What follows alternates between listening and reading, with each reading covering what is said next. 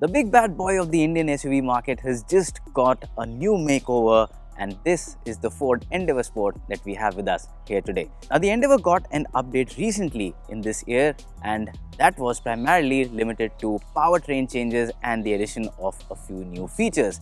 But this one is more about a cosmetic update. So what does the new Ford Endeavour Sport offer in terms of changes? What are the changes in terms of its design? And how much extra do you pay? And is it worth that money or not? Let's find out.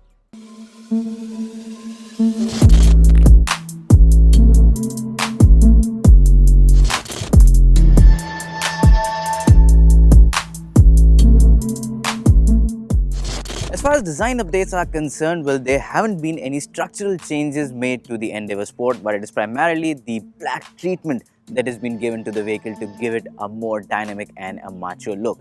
As you can see up front, first of course you have this grille which has been given a complete black treatment.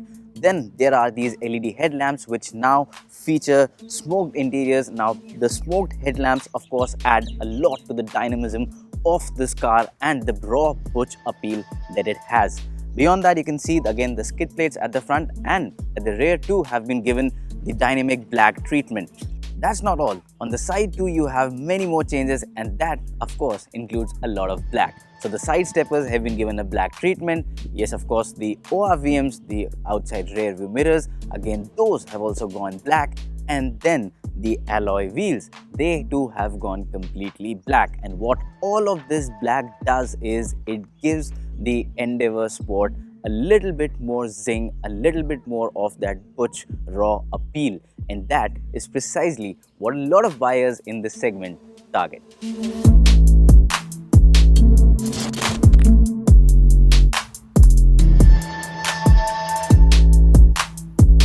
Step inside the cabin of the Endeavour Sport and what you get is a familiar cabin when you compare it to the existing model. And that's because no major changes have been made inside the cabin of this Sport variant. Now that's a bit of a downer for me, and I think it's a missed opportunity because like the exterior where Ford has done a good job of giving black treatment to the exteriors, an all black interior at least as an option would have been a good choice for consumers here. And of course a little bit of mild changes, it would have just made the experience for the end buyer a lot different, because the most of the time you are going to be inside here, and when you're inside the cabin there is pretty much no difference. But that isn't really a bad thing. Having had a look at the exteriors, if you step inside to the cabin of the Endeavour Sport hoping for an all black interior or some sporty elements, well, you will be in for a slight disappointment, because the cabin is pretty much the same as it was in the top variant before the Sport was launched. So there's no black treatment or any change made to the design of the cabin, and that's a bit of a missed opportunity for me, because having an all black treatment just like the exterior would have just uplifted the cabin appeal, and of course it would have also given the end consumer a slightly different experience, because this is where you're going to spend most of your time inside the car, and from behind the wheel there's not much of a difference that you can see. But that isn't really a bad thing, because the Endeavour got an update recently, like I said earlier this year. With that, of course, some new features were added, and it already has a good cabin. So if you look at the top dashboard, the softest materials, the layout, the design, the infotainment screen, the way it operates, the touch response, the interface it has, the features, which whether they are Android Auto, Apple CarPlay or navigation, all of that thing, it all adds up to a comfortable cabin with very good features. The seats themselves are quite nice. Space all around the cabin is good.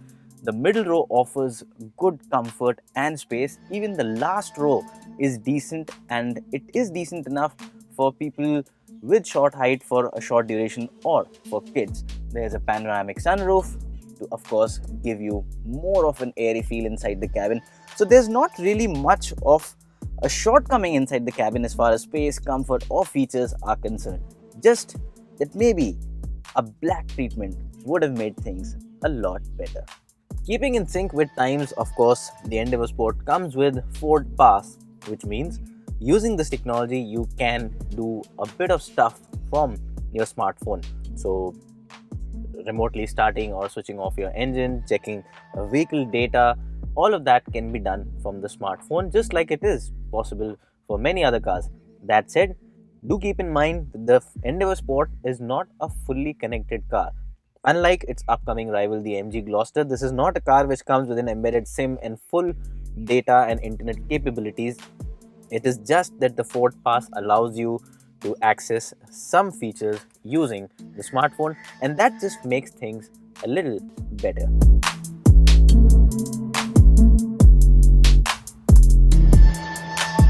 As far as the driving experience of the Endeavour Sport is concerned, well, it is pretty much the same as the Endeavour because there have been no mechanical changes or powertrain changes that have been done to the Endeavour Sport. So that means it retains the recently updated 2-liter turbocharged diesel engine. And of course, like we said earlier when this was launched, this 2-liter engine replaced the much larger 3.2-liter unit. And what you get from this unit is a shade under 170 horsepower. And while that is down in terms of power when you compare it to the 3.2-liter unit, it isn't really much of a compromise, or it doesn't really feel slow. So yes, when you're pushing the Endeavour hard on say the highways, on expressway, and if you are someone who's driven the older 3.2-liter variant, well, then you might just feel a slight decrease in terms of power, but otherwise it is enough to handle most of the situations you'll throw at it. So be it getting onto the higher end of triple digit speeds, maintaining that throughout the day, well, the Endeavour does it effortlessly. Now, what really aids the performance of this engine and what makes things so much better is the 10-speed automatic transmission that comes with this car. Now, this is a unique transmission, and there's no other SUV that comes with a 10-speed automatic transmission as of now. So yes, that really gives the Endeavour a very unique appeal in terms of gearbox.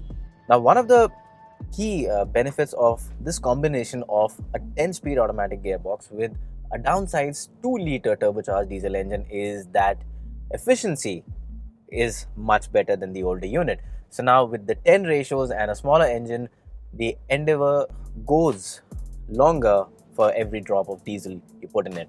And for our road test, what we have been doing for the short while that the car has been with us, we have got an average fuel efficiency of about 10.8 kilometers to a liter, which is decent for a vehicle of this size. And of course, this is because we have been testing with a hard throttle input. But if you were to drive this a little more gently, of course, you can stretch it a little bit further. The gearbox itself does a good job of shifting between the gears. I mean, the gear shift speed is quite nice. So it downshifts, be it upshifts, they're done pretty quickly, and you do not feel the kind of lag that you get in many other automatic gearboxes. So that's a good thing. You also have the ability to lock ratios, and that is supremely helpful when you're going off-road. Now, as you can see in this video, the link that you see at the bottom of your screen right now, we tested the Endeavour a few months back in the Thar desert, and that is where this feature came in very handy, wherein you can lock the gearbox at say second or a third gear, and then irrespective of your throttle input, the gearbox will not upshift, and that just ensures that irrespective of your throttle input, you will not upshift, and probably on an off-road situation or on sand, you will not lose power because the gearbox suddenly goes into a higher gear.